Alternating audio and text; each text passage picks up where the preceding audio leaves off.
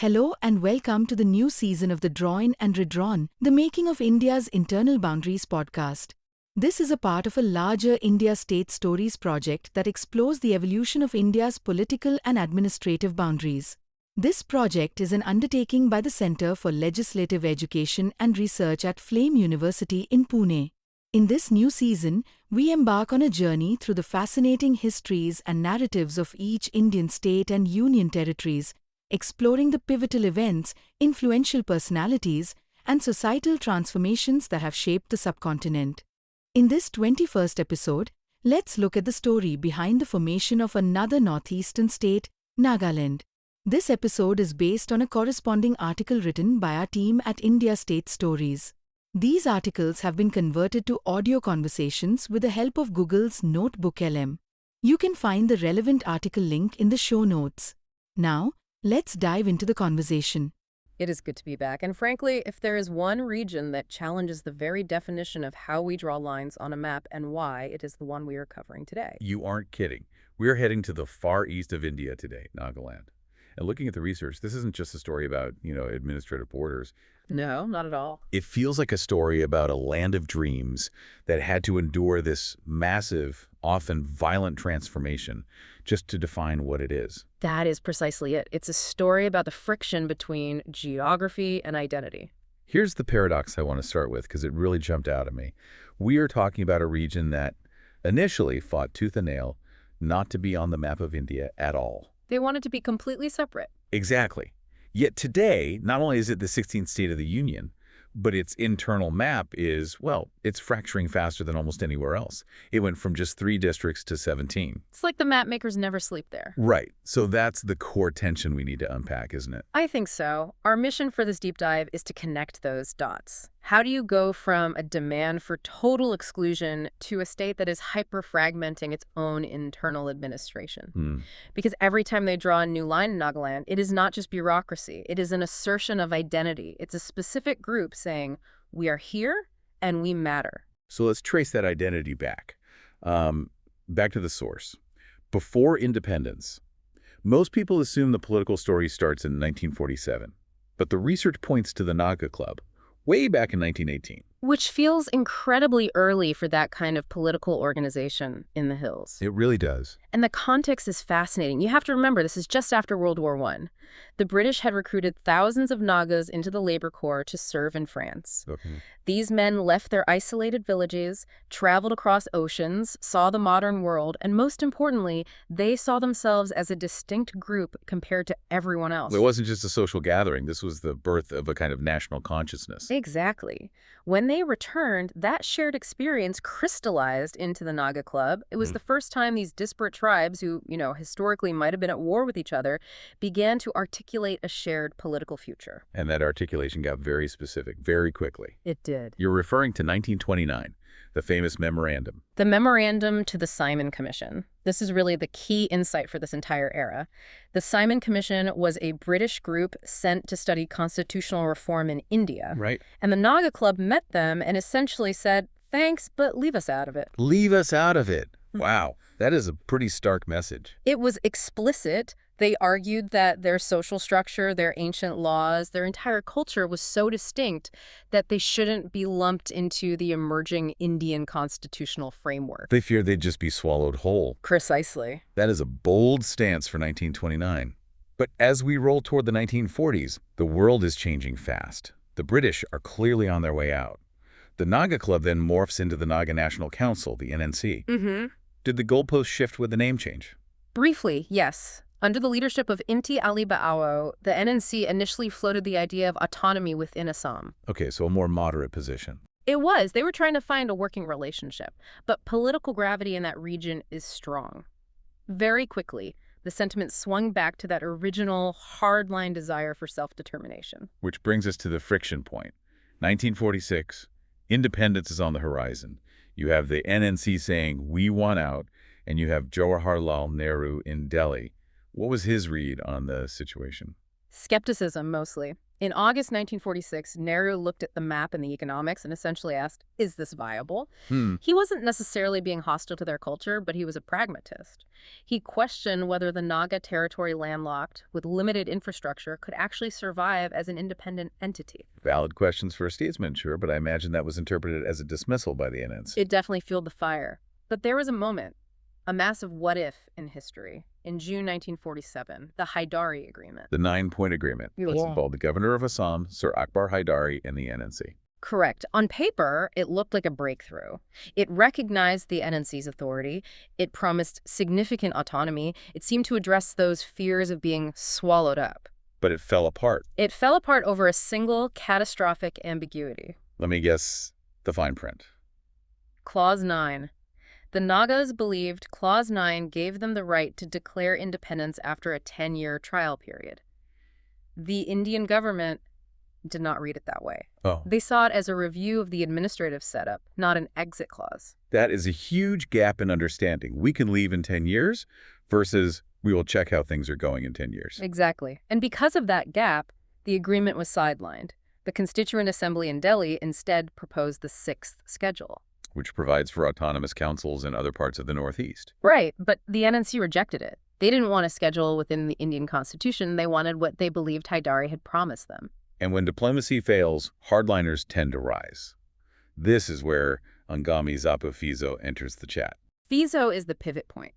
He wasn't interested in schedules or autonomy or vague promises. He wanted absolute sovereignty. And he was a master of mobilization. He was. In 1951, he organized a plebiscite to prove to the world what the Naga people wanted. I saw the numbers in the notes. They claimed over 99% support for independence. That is the claim.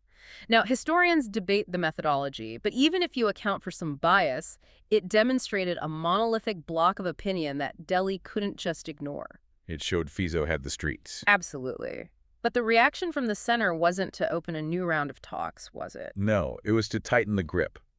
The government felt that granting independence would set a dangerous precedent for the rest of the country. And this is where the timeline gets dark. We see the Naga Hills Twinsang area put under direct central administration. Bypassing local leadership entirely. Yes. And then the armed conflict begins. The legal instrument of that conflict was AFSPA, the Armed Forces Special Powers Act, enacted in 1958. It gave the military sweeping powers. Sweeping powers. And it marked the beginning of a cycle of insurgency and counterinsurgency that defined the region for decades. It is a heavy legacy. Yeah. But what I find interesting is that even while the conflict was escalating, there was still a political track moving. Not everyone agreed with Fizo's approach, right? No, not at all. The violence was taking a huge toll on the common people. The moderates regrouped. You had the Naga People's Convention in 1957. And what was their line? A pragmatic one. They argued that if independence isn't on the table, then full statehood, complete separation from Assam was the next best thing to preserve their identity. And that pragmatism won out in Delhi. December 1st, 1963, Nagaland becomes the 16th state of the Indian Union. Finally, a state. But here is where we need to look at the map. This is drawn and redrawn, after all. When Nagaland was born, the internal map was shockingly simple. It was just 3 districts. 3? Kohima, Mokokchung, and Tuensang. That's it. For a terrain that rugged. I mean, anyone who has driven in the Naga Hills knows that 50 kilometers can take 5 hours. Having only 3 administrative centers seems optimistic. Optimistic is a polite word for it. It was a skeleton framework. It broadly accommodated the major tribal clusters, sure. Right. Tuensang for the east, Mokokchung for the Aos, Kohima for the south. But it ignored the nuances of the terrain and the micro-identities of the tribes. So almost immediately, the redrawing has to begin. Take us through the first wave, the 1970s. This was the first realization that 3 districts couldn't deliver governance. In 1973, they carved out Zunaboto and Fek, then Mon in 1976. So we were moving from 3 to 6, roughly. Yeah. Was this just about population growth? It is rarely just about population in Nagaland. It is about administrative distance. Good. If you live in a remote valley and your district HQ is 3 mountain ranges away, the government might as well not exist. You can't get basic services. Exactly. So creating Mon and Fek was about bringing the state closer to the people. And of course, about specific tribes wanting their own home district. Which is always a factor. Always. But then, jump forward to 1997, we get a district that breaks the tribal pattern, Dimapur. the commercial hub. Exactly. Dimapur was carved out of Kohima. This wasn't about ethnicity, it was about economic geography. Dimapur is flat, it's in the plains, it has the railhead, the airport. It's the gateway to the state. It is. It functions completely differently from the hill districts, so you needed a different administrative playbook for it. That makes perfect sense. Okay, so that gets us to the turn of the millennium. And usually things settle down. But for Nagaland, the map makers were just getting warmed up. They were. 2004 sees another wave. Right. Longling, Keyfire, and Peren. Now pay attention to where these came from. Longling and Keyfire were carved out of Tuensang. And Tuensang was one of the original three, and it was huge. Massive and historically underdeveloped. This touches on what is often called the Eastern Nagaland issue. The tribes in the east felt left behind by the power centers in Kohima and Mokokchung. So splitting Tuensang was an attempt to decentralize development funds to these specific areas. That's a huge part of it. If you give a region district status, it gets its own deputy commissioner, its own superintendent of police, and crucially, its own distinct budget. It's the most effective way to funnel resources to the periphery. It really is.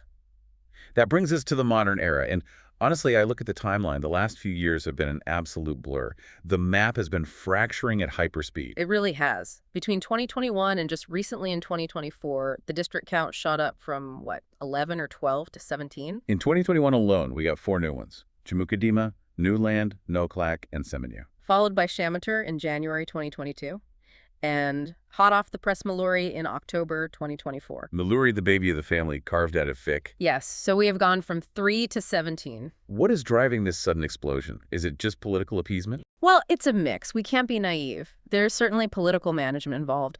Creating a district is a great way to satisfy a powerful tribal council. Sure. But it is also a recognition that the one-size-fits-all governance model just fails here. Can you give an example? Take Seminyu, created in 2021. It's the land of the Ringma Nagas.